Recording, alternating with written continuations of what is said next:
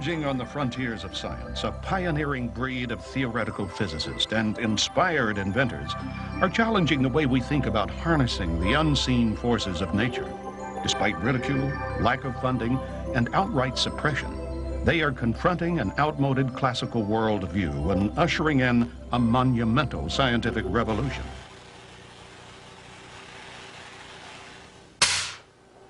Most people would agree you can't get something for nothing.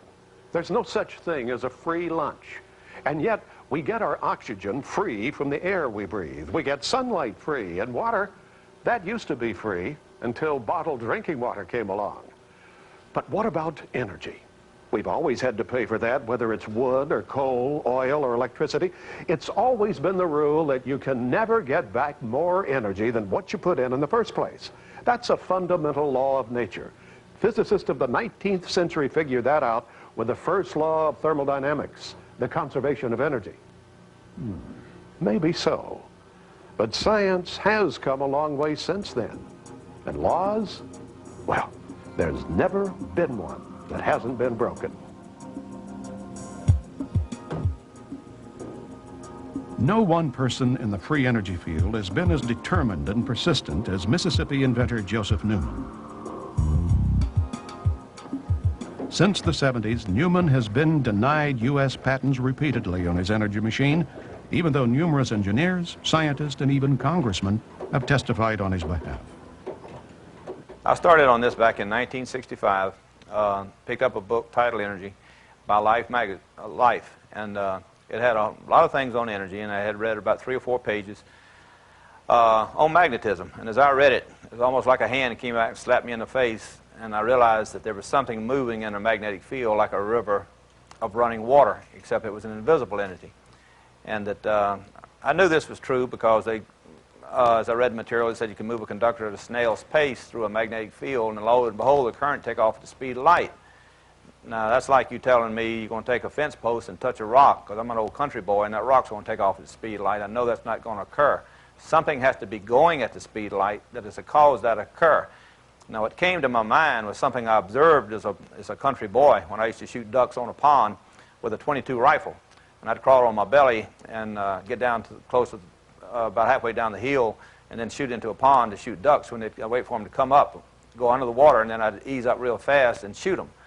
But one particular morning when I got there, I was at the proper angle. When I shot and the bullet hit the water, it deflected off and went up and started hitting the trees. And I became more interested in that fact, that that bullet would not penetrate that water at that angle, than I was shooting the ducks. Because I just couldn't believe that that bullet would not penetrate that water, because I knew I could go down to the water and stick my finger in at any angle and it wouldn't make any difference. And I remembered that when I saw that you could move a conductor through a magnetic field at a snail's pace, and lo and behold, this current would take off at the speed of light. I knew the same thing was happening I saw as a boy when I was shooting those ducks on a pond, that there was something moving in the magnetic field already at the speed of light, and that the conductor was simply deflecting it like that water had deflected that bullet. And that told me to look into this very rigorously. And so I started reading everything I could get my hands on. I'd go to the library and study.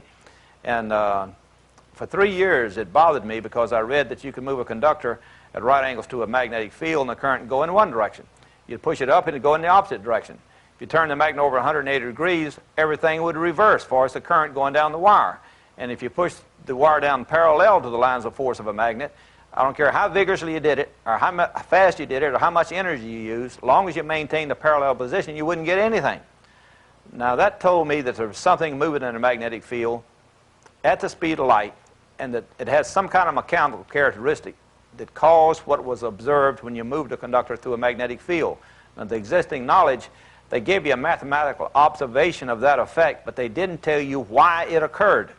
Now, I was most curious, why did the current do what it did? How did that current know which direction to go? Why didn't it give me anything when I went parallel? And I put the blame on myself at that time, because I never had a physics course. I just said, I'm not smart enough to know what that mechanical characteristic is. But I was smart enough to know that there was a mechanical characteristic. So I went to the library, got a book on gyroscopes. And when I started reading the mechanical characteristics of a gyroscope, The question that had dogged my mind for 3 years, how did that current know which direction to go? And why was it when you went parallel you'd get nothing? I saw the laws of a gyroscope match that exactly. If you study the laws of a gyroscope, if you take this little gyroscope here, if I can spin it up, you can see that it does, but I think every kid knows it's true. Now, if you pivot that one direction, it goes one way. You pivot the other way, it goes the other way. If I turn it around 180 degrees, now if I push it up, it goes the opposite direction. Push it up, it goes the opposite direction. If I go parallel, it does not pivot. As long as I maintain a parallel position. That's exactly what happens when you move a conductor through a magnetic field. You push down on it, the current will go in one direction. You push up, it will go in the opposite direction. You turn the magnet over 180 degrees, everything will reverse. You push down parallel to the lines of force with the copper wire, and you get nothing. It told me that the energy in a magnetic field was a gyroscopic particle. When the atoms align, the magnetic field will appear, come outside the boundaries of the material, and gives you a running river that you can tap into. Now, you let the atoms disalign. You can do it by hitting it. You can put heat into it. You'll get random motion of the atoms. The magnetic field goes back into the boundaries of the material, and man does not have access to it. Now, what I'm saying that you're doing, by what you saw on these motors, you saw that I was converting mass into energy on a 100% conversion process. There's no pollution to the environment or the human race. Now, the present system of the nuclear reactor is less than 1% efficient. Over 99% of the material is contaminated, and man can't get rid of it. He's dumping it upon nature and upon man at this time. And or either got them in drums, and at this time they're starting to leak. And we have a great danger from that. Now, with this energy, the magnitude of it is such, you can do away with all pollution. It's a known scientific fact that with enough electricity, you can break any compound down to its basic element. That's known, but the cost of energy prior to this time has prohibited man from doing it. So we pollute the earth. If this technology was let loose, as it should be let loose, then all of these things would be a thing of the past. Pollution would be no more. This technology explains many things in science. It explains why magnets attract and repel by the same gyroscopic particles. And Evan Soule, who helped me edit the book, had made drawings of relative to what I had told him, that you can see it in the book, and it shows that the gyroscopic particles act just like gears do when they intersect with each other. When they come into spinning in one direction, if they're spinning in the same direction like this, and they're coming across, if they're spinning like this, they're really going in opposite directions, you can see how that they will attract because they merge together. Now, if you have one spinning this way and the other one spinning this way, then what happens when one is spinning like this and the other one spinning like this, and they come around and hit, they're going to be where they repel. And so now they're both going in the same direction. As a result of it, when this one comes around and hits this one, it's going to repel. And that's exactly what occurs. Now, when they're going in opposite directions, so you have one that's spinning, it's going to be spinning this way, and the other one is spinning this way. So this one's going this way, and this one's going this way. You can see how that they'll merge into each other and flow into each other like streams would do. And the other way, they're going to be repelling each other. When you come this way, one's coming across, it hits, and it repels. Now, there is no mechanical explanation given for these things. They give you mathematical observation of why magnets attract and repel, and say like charges are going to repel and unlike is going to attract. But it doesn't give you any mechanical explanation. I can give you a consistent mechanical explanation with the laws of a gyroscope. Now, I didn't invent these laws, but I'm smart enough to observe them and see that they match. What happens in matter is the basic building block of all matter is a gyroscopic particle. Now, just like the gyroscopic particle in the wave and particle theory of matter, it's never been explained. And if you apply the laws of a gyroscope, it explains what happens. And they notice when they have a hole going down and they have light going through it, the shadow will keep getting smaller and smaller until you get it to a certain point, and then all of a sudden it'll spread way out. Now, they don't understand that. They say, so they get mixed up and say sometimes light acts like a wave and sometimes it acts like a particle. Now, if you apply the laws of a gyroscope, it explains that to a T. When you have a large hole, you don't have any pressure or very little pressure put upon the light as it squeezes through that large hole. Now, you keep getting it down smaller and smaller. It's just like a fluid. You'll notice a fluid, the velocity will get faster as you go through that little tiny hole. Now, as light tries to go through that little tiny hole, there's going to be pressure applied to its sides. As a result of it, it's going to move at right angles to that, and that's when it spreads way out. Light consists of gyroscopic particles. Light is electromagnetic energy. You're in my workshop here in Lucedale, Mississippi, and what I'm going to show you is an energy technology that's going to totally change your life. that the status quo power brokers have been fighting, and I'll show you the history of it. They didn't want you to have it, but you can see for yourself that this works, and the part of this for you is to see it, is to watch these meters, because these meters are going to show you that there's more power in this system than flows from this battery. That is 2 or 3 times more power in this system than flows from this battery. And you'll notice something. When we start the machine off, you'll see the current swinging from, on this DC amp meter, from about 100 to 200 milliamps. Now this is a thermocoupling heat meter. It's a RF amp meter. It shows you high frequencies of current, which this meter will not show you. Now you can't trick this meter because it uses a thermocoupling to produce heat, and the heat converts it into electricity. Now both of these meters will be reading the true, this one will be reading the true power, this one will be reading just the current that flows from the battery. And you'll see it go up to 200 and back down to 0, showing you that the current is being reversed, and this will show you what that current is. Now notice something. Then when I take this same system out and hook it to a little tiny toy motor, you will notice it'll be drawing about the same current that this large motor does that has a 120-pound rotary with a load on it. And it'll be drawing about the same current as this little tiny conventional motor, because they believe the magnetic field comes from the current. I teach it comes from the wire and from the atoms making up the permanent magnet. That it's a little river of energy, and you can tap into it. I've been working on this since 1965, applied for a patent in 1979, and the power brokers have been fighting it ever since. And this is something that will change the world. That's why they don't want you to have it. I want you to see for yourself that it works, but for you to see it and to know it is to watch the meters, and then we'll hook it to this little motor, and you'll see both of the meters will read exactly the same, showing you that the meters are accurate. Because your first question will be, when you see this, you'll be so dumbfounded, the average engineer will say, well, he's done something to the meters. So I'll just disconnect it, hook it right to that motor. You'll see the meters read exactly the same. With that, I'll start the test.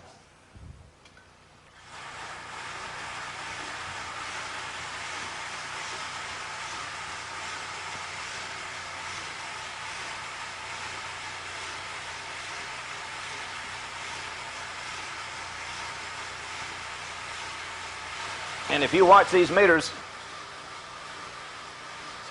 this thing wants to hesitate around 0, you'll notice. Comes down, kind of hesitates. Now this is reading, so you know how to read this meter. That's at 200, 300, 400, 500, 600, 700, 800, 900, and 1,000 milliamps. And this is a milliamp meter showing up to 500 milliamps. Probably about 125 milliamps.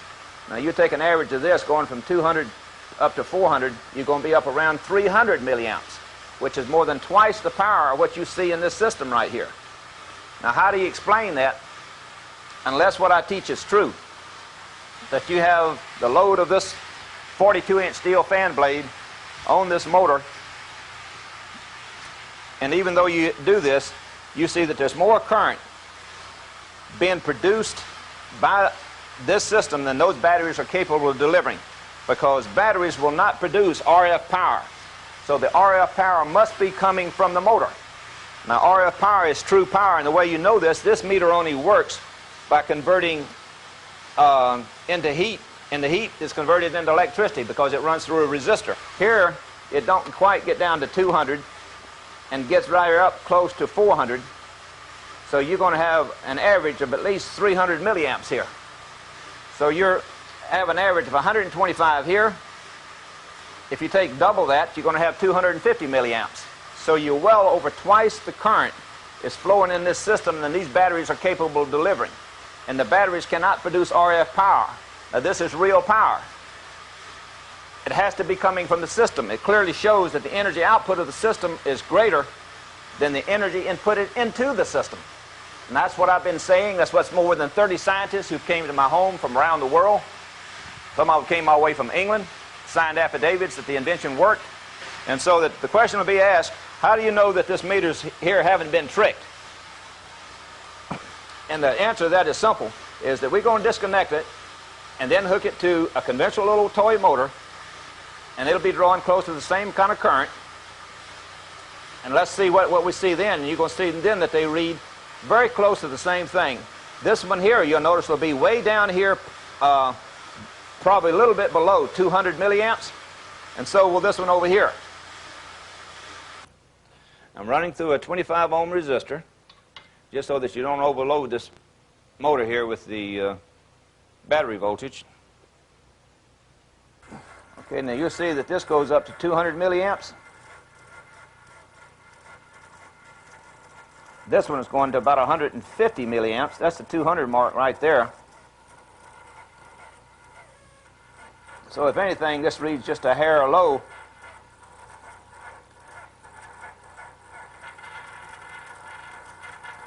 But you can see this is no way is this more. That's 200, that's 300, that's 400. This is a little bit low, below 200 here. You've got about 185 to 190 milliamps. This is showing about 175 to 180 milliamps. But you can clearly see they're both reading accurately the same way. Now why is it when you hook it to my machine, then you see that with the RF power, you see more than twice the power than the DC amps that's coming from the batteries. And a battery will not produce RF power. If there's any RF power produced, it must come from the system. But the system totally shows you that there's more power being delivered by the system, even though you have a load on it. And I have been showing this for years, and many scientists who were very qualified have testified to it. So it's not just me, but if you read my book, which you will be shown, you will clearly see that those men put their reputation on the line. They verified, not just with these kind of tests, but torque tests, heat tests, oscilloscope tests. I'm not running oscilloscopes because most people wouldn't understand it, but the top scientists who signed the affidavits, all of them ran oscilloscope test, heat test, torque test. They all showed the same thing. And that's what this is. This meter here is a heat test because it uses a resistor, converts it into heat. The heat is converted into electricity. Now, I want you to notice something. Look at the size of the propeller on this motor. Look at the size of the propeller on this motor. Look at the mass of this motor. Look at the mass of this motor. The mass of this motor is 4 times as great as the mass of this motor. Look at the size of the propeller. If you was to put this propeller on this motor here and try to run it, you'd probably burn this motor up because the load would be so great. This motor here, pushing my boat out to a pipe in the middle of the pond, encircling it and timing it with a blue clock on the second hand, in the same length of time, I fixed it so that both motors would push the boat in the same length of time. This motor here drew 12.5 amps, hooked to a 12-volt battery. This motor right here only draws 7.5 amps. And look at the size of the propeller. Look at the size of the propeller. Look at the size of the motor. Look at the size of the motor. Now this is exactly what I teach throughout my book. I taught it to Dr. Hastings.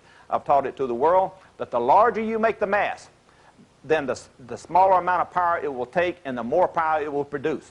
And just like I teach in the patent, that these are the law of levers, that the energy in a magnetic field is just like an invisible wrench. It is a mechanical entity, that it is real, and the bigger you make it, the more torque you're going to have, and the more power you're going to have.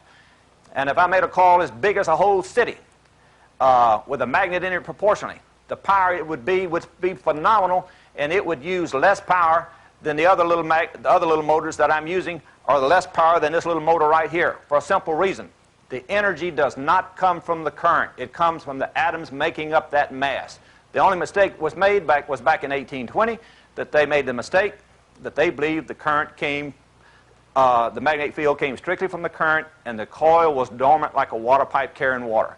Now what I had showed Dr. Hastings was that if you use iron, what you have to do is to use copper.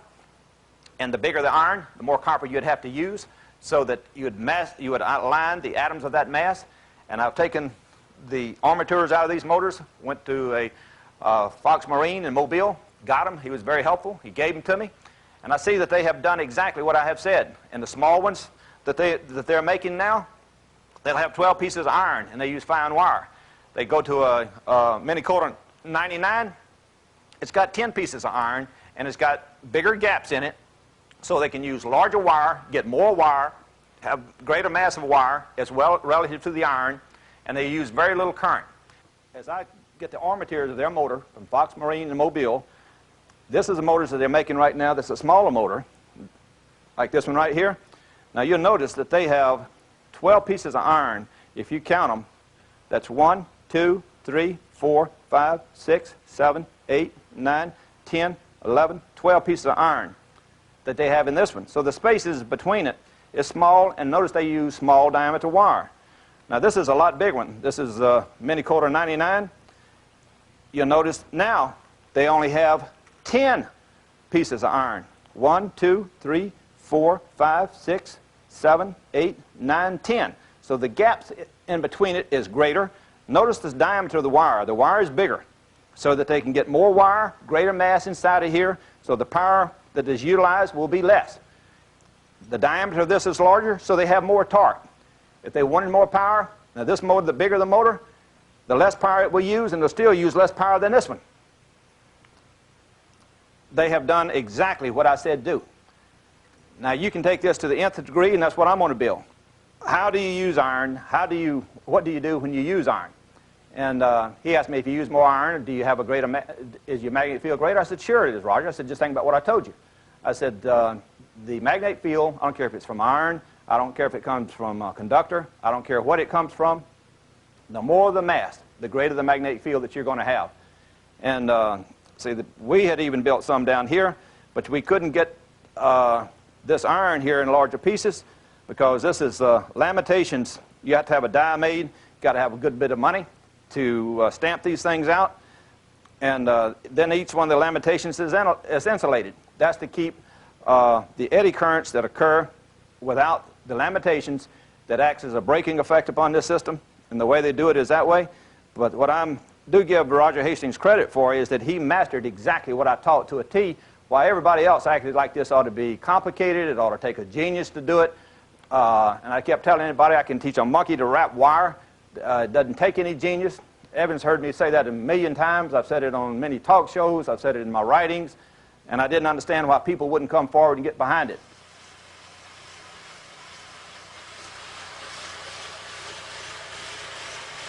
My life's work, I was so dedicated to what I was doing. So when I started on this in 1965, I was wise enough to know not only did I have to understand the energy in a magnetic field, but I had to mechanically understand any energy I'd place in that magnetic field, just like placing a water wheel in water. Excuse me, if you put a water wheel at right angles to that, so that it's running this way, and running water, it'll sit there and evaporate, but it won't rotate. You have to put it so that the blades are going to be caught by the water and make it rotate, and it'll do work for you. I knew also the same thing was true of a magnetic field. So I worked from 1965 to 1979 before that I ever applied for a patent. And then I applied for a patent. I didn't have the need to build it because I knew that I was right. My patent attorney told me nobody's going to believe this unless you build it. I built it. It worked exactly as I said it would. The first time that I knew I had put forth a unified field theory in my honest effort, and I didn't set out to do this. It was my honesty to understand matter. It was Dr. Smith, who was chief of space and environment branch at Huntsville, Alabama, who brought this to my attention. I met him in 1976, and we discussed my work quite often, and for over a 2-year period, and he did everything he could to help me. He had some other scientists read my work to try to debate with me, and it was they who brought this to my attention, that they would not even attempt to debate with me because that my logic was so rigid. But they were familiar with mathematical formulas, and I didn't use any, but that they wished to compliment me for my unified field theory that I was putting forth. That's what the first time it dawned on me that I had put forth a unified field theory, because I was working on the energy source. It was just my honesty to understand all of matter, just like wanting to put in a water wheel in the water. It was my same logic that caused me to do this, and Dr. Smith's people brought it to my attention. And my life's work is very diverse and it's very great for all humanity, and it is a mechanical explanation. It is a unified field theory. Not only does it explain the wave and particle theory of light, but Joseph Black, who existed well over 100 years ago, was a brilliant man. He saw that matter, and it was obvious to me as I read of Joseph Black, he understood that matter did consist of E equals mc squared, because he talked about heat and etc. Now heat is gyroscopic particles. When you compress materials, they don't just get cool. They say they get hot, they get cool. And you take a bicycle pump and pump it up, and people think that it's getting hot. No, it's cooling down. The way you know it's cooling down is because it is hot, it gives off heat to you, but the gas cools down as you compress it. Materials do as you react upon them. Now you'll feel the heat And just like a piece of ice, it's warming up when you touch it because it pulls heat from you, and it's cold. But if you were the ice, I'm warm to it, so it warms up. And it's all of this is gyroscopic particles. When you do pressures on matter, it will react to that force in accordance with E equals mc squared. Now, Joseph Black talked about this years ago. And what I do in this book, I incorporate his work with my work. Now, Dr. Smith also brought something else, who was chief of space environment branch at NASA, because I had shown the Earth's true axis and magnetic axis are all one and the same. That the Earth's true axis is a result of the Earth's magnetic axis being warped in outer space and aligns with the sun's magnetic field. And I did this by taking the known mathematical explanations and numbers that are given on their angles and put them together and shown that there were mathematical odds against accidental currents of better than 29 million to 1. I did the same thing with the moon's angles relative to the Earth and its true axis, and that those angles equal. The mathematical odds was well over 20 billion to 1. Now, Dr. Smith had his statisticians look at those numbers and said the chances of me being wrong was almost impossible. And this was back in 1986, I think it is. And you can see that there's a inflated helium balloon, and I wrapped it with wire until it would get heavy and lay down on the floor. Then when I hooked it to a 250-volt battery, it would rise. If I changed the polarity of it, it'd turn around 180 degrees. I could just pulse laser it and make it come down and hover. I could disconnect it and make it come back down to the ground. And Dr. Hastings took the weight of this and weighed it on a letter scale, and from this he calculated that a device 200 foot in diameter, 30 feet thick, would lift a 200-ton payload. Now see, this can be made and brought forward. Now the government is busy about fighting all of this technology, so it leaves all of this stuff out. It's not brought out to the public. It's not advanced forward because they don't want the people to have it. Now as this technology comes forward, all of these things will come to be that I talk about. Now the magnitude of this technology, because that you know that you can take enough electricity and break any compound down to its basic elements, there'll be no pollution. But likewise, you can take salt water and convert it into fresh water. I have already done that. Take water, hook it in line with these systems because of the high voltage. It will break it down into hydrogen and oxygen. And when you make a spark with the system itself, it will produce. It'll give you back an explosion, which would run a piston, and give you back the same energy, which would run a pump. And then you have fresh water. So I could envision tremendous sized motors on salt, places that are deserts along salt water, and they'll be the motors will be larger than these buildings, and it'll convert salt water into fresh water and still pump the pump and pump it inland to deserts and etc. And those deserts will be turned into oases. You see, all of this can come be if this technology is released to the magnitude that I'm saying it should be. All matter and air consists of electromagnetic energy, and there is energy there. But the Earth's magnetic field is weak across any one point, and it's massive across a large area. That's why that when I built this space device, the thing was interesting to me. When I built it and I applied for a patent on it, I noticed that what I drew matched exactly what people have seen, said they have seen in spacecrafts. And I say I didn't notice that until I drew it, because just like mechanically, I look at everything mechanically, was that I knew when a man wears snowshoes, he's not going to put his foot on the outer periphery of it. He's going to put his foot in the center of it. So I put the payload in the center of it and let the mass of the wiring, etc., go out over a large area. But I put the weight in the center so that you would have a balanced unit. Now, as I drew it, though, and after I had drew it, and made it the way I saw it in my mind, I noticed that I had drawn the same shape of a spacecraft that people have said they have seen. I remember when I met Dr. Smith, I didn't believe in space people, and who was chief of space advance at NASA. And he said, Joe, why don't you? You're an intelligent person. Why don't you believe in it? I said, well, the main reason I don't, Dr. Smith, is that why don't they come down and talk to us? And I had been telling him when I met him how refreshing it was to meet a scientist who thought, because I had been to the physics department, I'd been to the astronomy department of all the colleges here in the South. They'd all say, Joe, if I got physics, they'd say, go to the astronomy department. You got astronomy in here. I go to the astronomy department and say, Joe, you got physics. Go to the physics department. I got the runaround. And he said, Joe, you've just been spending 5 minutes telling me how you was complaining about the scientific community. did not think and didn't question and didn't want to debate new ideas with you. He said, now, if you were these people from outer space, would you bother to come down and talk with them? And that really hit me hard. I said, Dr. Smith, I said, I never thought about it. I said, you were right. I said, no, I wouldn't talk with them. I said, I wouldn't talk with them.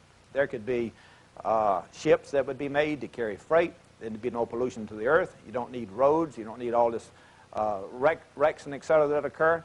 You'd have a very safe means of travel. That the technology goes forward. Traveling to the moon would be commonplace. That's the magnitude of all of this. See, our government should be behind it. The people should wake up to the magnitude of it. And share this knowledge with one another, because that's the way that you're going to get it. It's through shows like this. But then you need to follow it up, read these books for yourself, tell your friends, run the test for yourself. Anybody can repeat this test. I tell you how to take the fine wire. It was 30-gauge wire. You wrap it around in a little inflatable balloon with helium that you can get from any balloon shop, and you wrap it until it falls down to the floor. Then it reaches the floor. Then you hook it to a 250-volt battery. It'll rise. You change the polarity. It'll turn around 180 degrees. And you pulsate it, you can make it come down and hover. You disconnect it, it'll come back down to the floor. And like I said, Dr. Hastings took that and weighed it on a letter scale, and from that weight, he calculated what its lift was mathematically. And that's when he said a device 200 foot in diameter, 30 feet thick, would lift a 200-ton payload, based on his mathematics. I guarantee you other scientists have paid close attention to what he said, and it's being utilized. But it's not being utilized for the advancement of the whole human race. And I've said, I have given this for all people. It's a new means of transportation without pollution to the earth, and a better means of transportation. We don't have to have roads that we're consistently breaking. You give you a lot more space. People can run at different heights, different levels, just like you do on planes, but you don't have the danger of the falling and et cetera that you do. You can reach speeds way beyond what you can reach with any combustible device, because the Earth's magnetic field and totally encompasses the Earth. The sun totally encompasses all the planets. The galaxy's magnetic field engulfs all of the solar systems. And I'm certain the galaxies rotate around some other central body, that the entire universe is prevailed by electromagnetic field. Therefore, with an electromagnetic device, it is obvious to me that you can travel through this entity. And just like Einstein had concluded that you could not exceed the speed of light, I am certain that you can exceed the speed of light. Because just like I write in this book, anything that you can imagine is probably possible by some means, and I'm certain it can be. And the way I could see it could be done is on the basis that you have a device that puts out electromagnetic field. The reason that I'm certain the mass, like Einstein said, would get bigger and bigger and bigger is because the universe consists of gyroscopic particles. And I can see as you start reaching the speed of light, then at that point, the energy and the magnetic field of the galaxy of the universe will start combining with that mass, and the mass would become greater. We should open our eyes and our brain to see the magnitude of what lays in front of us. Space travel will become a reality. Our children growing up will have an excitement and a universe to travel into, but the values of the human race has to change with that.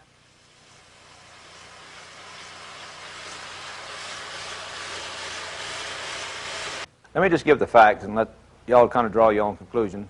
I applied for the patent back in 1979, and just like my patent attorney told me, nobody wasn't going to believe me unless I built it. So I started building the prototypes after I applied for the patent. And the patent law states that the patent office has no facilities for testing the invention, so they must depend upon the applicant to submit affidavits of operability of the invention. And just like my patent attorney told me, especially something like this, where you're claiming more energy out of the system than you externally input it into the system. So I put the information out to many people to come forward on the news, national news, radio shows, and et cetera. I had people come all the way far away as Europe to come and test the invention. These are scientists who came not believing. They came what I call a true scientific mind. They came disbelieving, but over 30 scientists came to my home, signed affidavits that the invention worked. They ran tests of operability, of heat test, torque test, oscilloscope test, and they all knew the magnitude of what they were testing to. And they signed their name and their reputation that indeed this invention worked as I said it did.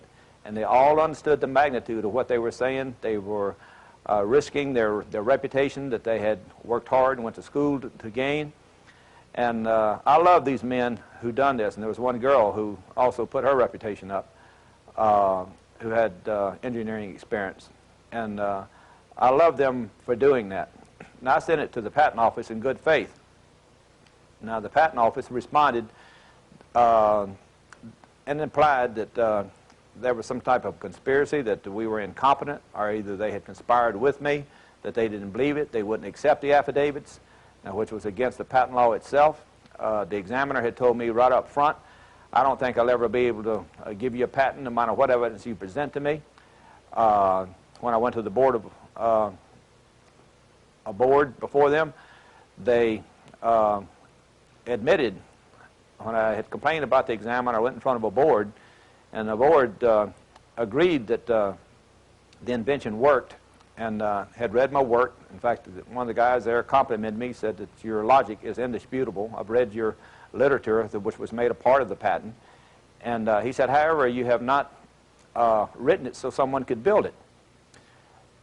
So they denied the patent. So then I went to the Board of Appeals, and then the Board of Appeals said, no, we agree that anybody could build it based on your description. However, the invention simply cannot work. It's impossible. And so they just told me it was a flip-flop type of a deal. So then I went to federal court. I went to federal court. There was a judge who said he had no mechanical expertise, and so that he wanted a special master. That special master was Mr. William Schuyler. He had been a former commissioner of patents in 1970. He was an electrical engineer. The judge chose him, saying his credentials were superb. He was nominated by the U.S. Patent Office. Now, Mr. Schuyler very quickly gave those men the credit that they were due. He came back saying that the evidence was overwhelming that the invention worked, that there was no contradictory factual evidence, that the Patent Office had knowingly not followed the formalities of the patent law, and the patent should issue. Now, the federal judge knew that the federal law says that if he hires a special master in the absence of a jury, he must accept that master's finding unless clearly erroneous. Now, the way the U.S. Patent Office responded to the judge is the judge should refrain from believing in the tooth fairy. Now, that is no kind of credible evidence, as you know it isn't. Now, the judge threw out that special master's findings. He sent it back to the Patent Office, and the National Bureau of Standards was told to test the invention. Now, they came out, the National Bureau of Standards came out right up front telling the court that I was a fraud. They wanted the right to destroy the machine, that I wouldn't be available when any testing was made, and that they could totally destroy it and not give it back to me. And I filed a writ of mandamus against the judge, and twice I filed a writ of mandamus against him. I was told by attorneys that judges would try to protect judges with more vengeance than attorneys did attorneys, or doctors did doctors. I found that to be the case, but even in one place, the higher court did agree with what I said. They said the judge was also not only violating the law, but he was violating good conscience, because to take the invention away from me, not allow me to be present when it could be tested. So they had 30 days, and they asked me would I send it under their guidelines that they had, I would be present whenever that they were going to test it.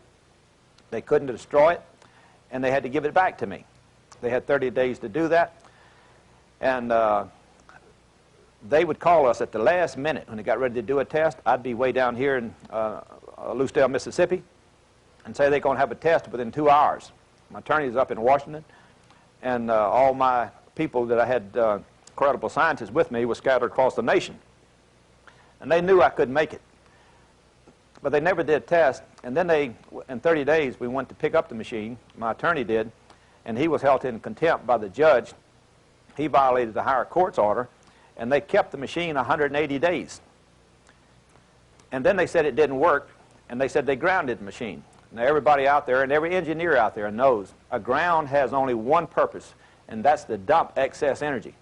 Therefore, if you have a machine that you know is producing excess energy, and you put a ground to it, what are you going to expect is going to occur? It's going to dump the excess energy. Every test they ran, they grounded the machine. The machine should not be grounded. The test of every machine should be isolated from ground so you can get the true readings of what's going on. Any engineer out there knows that. They knew that. Now, they kept it for 180 days, and then they wanted to charge me $100,000 for testing this machine. They sent a marshal to my home right here with a command from the court to get my papers on my house, my car, and everything else and bring it to the court. Now, the attorney I had told me, Joe, you better file bankruptcy. So I had to file bankruptcy in Mississippi. Any other bill I owed, I paid it. Now, the court agreed with me that I didn't have to give up my home or anything else. Because I got on the radio shows across the nation and started telling the people what the government was doing, they dropped that lawsuit for me to pay them $100,000. Now, any engineer out there knows, or any person out there, if you have an electrical motor, you can call any electrical engineer and you ask him which way is this current going in this motor. He can come over in 15 minutes and hook an instrument on your device and tell you right quick which way that current's going. And it was a total rip-off of passing the buck. They wouldn't even look at, I brought the invention. They wouldn't allow the invention to be demonstrated in the Senate hearing room. They didn't want to do any test on it. The National Bureau of Standards was there. The Patent Office representatives was there. All they did was just talk about what the purpose of the Patent Office was and little things they did. They talked as little as possible about my energy invention. This is the charade that's going on. Now, what's interesting, I had 11 congressmen introduce bills in the Congress that issued Joseph Newman a pioneering patent. The Republican Party itself wrote a deposition about what had occurred and said that my rights and the patent procedure had been violated relative to this invention. But neither the Democrats or the Republicans, either one, didn't do anything to correct this injustice. The Patent Office does not guarantee the validity of a patent, so they're not out anything. It's like another gentleman who had been an expert advisor to the Judiciary Committee on patent law is on tape in Washington, D.C. when I came out from a court hearing, said it was atrocious what had happened relative to me. Long ago the patent should have issued. The day will come that man will work 1 hour a day to have all the materialistic things that he wants and that their wives want and their children want. And then they can spend the rest of their time doing something constructive in life from one human being to another one. That's the magnitude of what this technology will be. It'll do away with pollution. It'll turn deserts into oases. And the Patent Office procedure should cause you to know the magnitude of it, or why else would they have fought me so hard? Because the jewel of our civilization is its created people. And I want to stand my ground so that this will never be done to another human being again. And all you people out there, I'd like you to think about something. Everything you've got, there's no politician who's given it to you. There is no dictator who's given it to you. There's no president who's given it to you. It's been created people throughout history who spent their life, have been trampled on. And you look across the spectrum. I don't care if it's in physics, chemistry, astronomy. I don't care if it's in music. I don't care if it's in art. Look back through history. Look how these people have suffered every time they've done something. And even bees know that have enough sense to protect its queen bee. The jewel of its civilization is your creative people. See, I'm standing my ground in such a way. When you look at my life, I want you to look at something. Make sure after I'm dead and gone that no other human being will ever go through this again.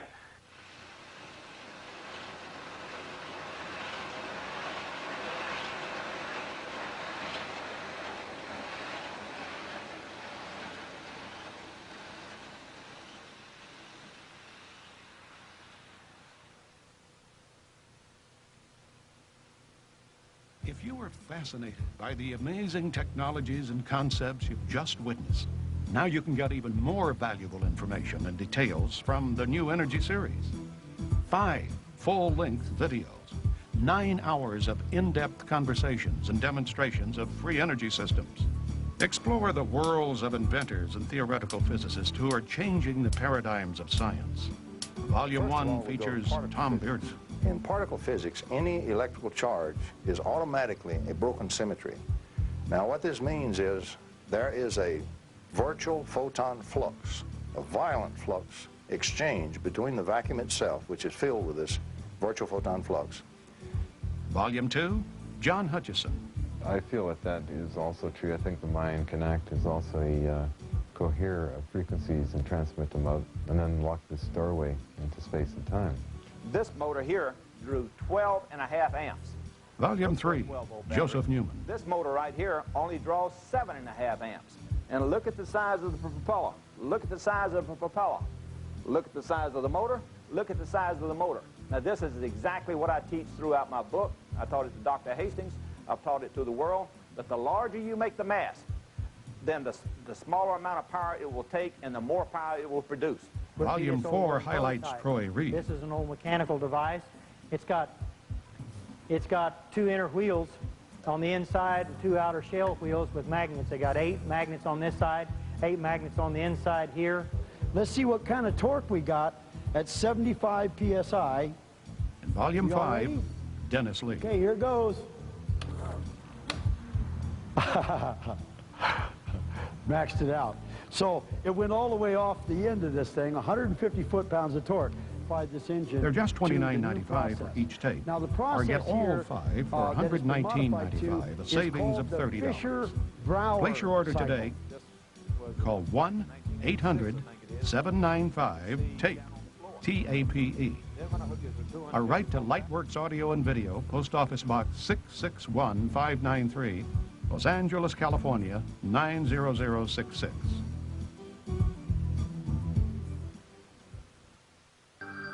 And now you can order this and many other fine tapes on the internet at www.lightworksav.com. That's lightworksav.com, as in Lightworks Audio and Video.